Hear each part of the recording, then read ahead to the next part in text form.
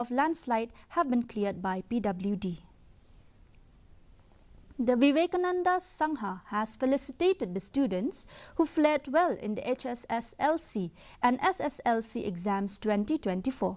The members of Vivekananda Sangha organized the program yearly to encourage the students to perform well. They also provide financial aid to the students who come from an underprivileged section of the society. Sneha Deb, who ranked 9th position in the HSSLC exams, was among the 10 students who were felicitated. The felicitation program was held in the presence of Dr. Amanwar, Keith Pariat, member of Earl Holiday Home, and the headman of Oakland and Jail Road.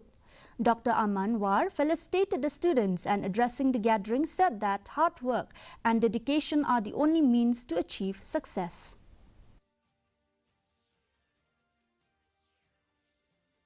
Now, so that you come out successful, you bring laurels to your parents who have brought you up, your family, you bring laurels to the locality, to the senior citizens of the locality who have taken pains to recognize your achievements.